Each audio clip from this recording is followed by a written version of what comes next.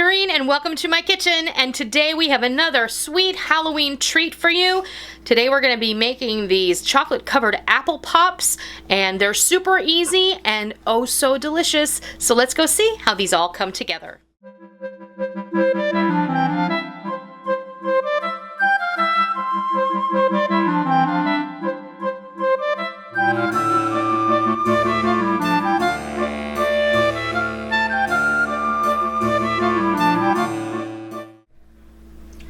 Alright, we're going to go over all of the ingredients. It's not really ingredients as much as it's components to making these really cool sliced apple pops.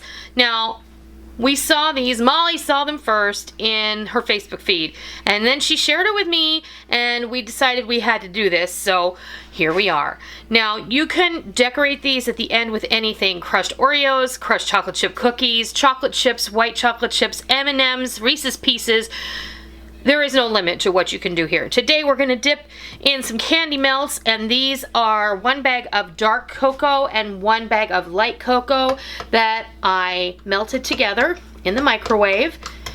This is some freshly made caramel sauce, and then I have 2 very large Honeycrisp apples, and we're going to go ahead and slice these very thick. We're going to drizzle them with white chocolate and caramel. I'm going to also put maybe some crushed chocolate graham cracker and mini chocolate chips, and like I said, you know, the runs the gamut, whatever you want, it doesn't matter. But right now I have my Honeycrisp apples, which I washed with soap and water, and then we're just gonna go ahead and I'm gonna take a super thin slice off of each side here.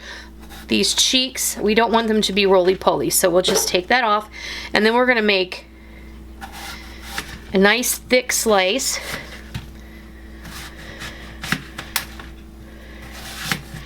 Just like that. And I always have these little stir sticks for coffee on hand. They're 7-inch stir sticks.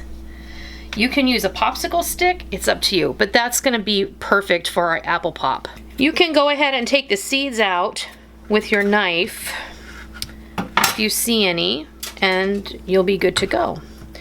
So I'm gonna go ahead and take this large one here. Let me stir my chocolate up real good. Make sure that your cup or your vessel that you're dipping in is large enough to handle your apple. Spread it out so that all of your exposed apple is covered. And I just have it on a parchment lined baking sheet.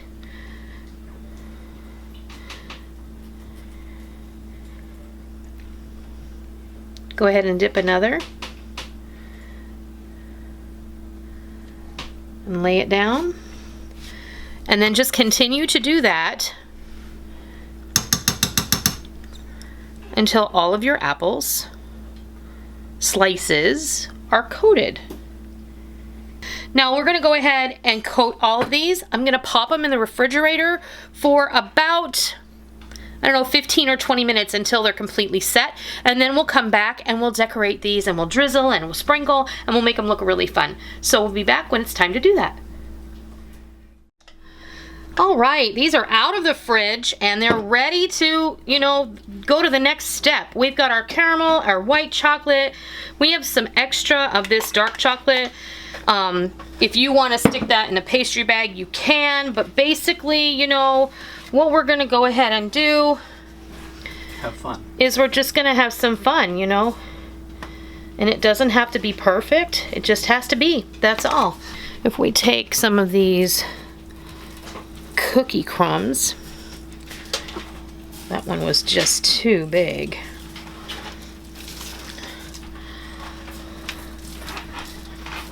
and we'll take some of these chocolate chips, mini chocolate chips. See, the whole goal here is to kind of seal up the stuff you put on there with the hot drizzle. So then what you can do is put some caramel on there. We're going to return these to the refrigerator. And I love this because it's like those giant apples that you can get, only they're more manageable. never really liked caramel apples because they're so hard to eat. Yes, they can be super difficult. I'm just gonna caramelize. See how I use that word now? I put the caramel on these, and then I'm gonna drizzle these with some more of the coating chocolate. But first, we'll put some chocolate chips on these.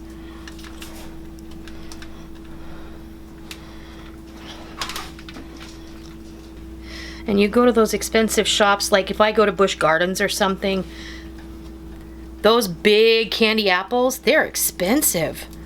They're really expensive.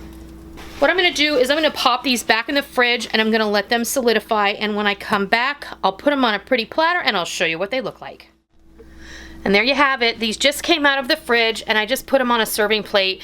The caramel is going to remain sticky, but your chocolate's going to firm up and kind of hold everything on there. Now this one, unfortunately, stuck to the top of the shelf, or the underside of the shelf above that where I had stuck the sheet pan to have these cool in the refrigerator. So, you know, it happens to everybody. It's just what happens. So, no biggie, because we're just going to cut into that for you guys so you can see what it all looks like. I'm sure it's going to taste delicious. But I have my knife here. And we'll go ahead and we'll just cut into that. Look at that. Look at that. Beautiful. You want a bite? Sure.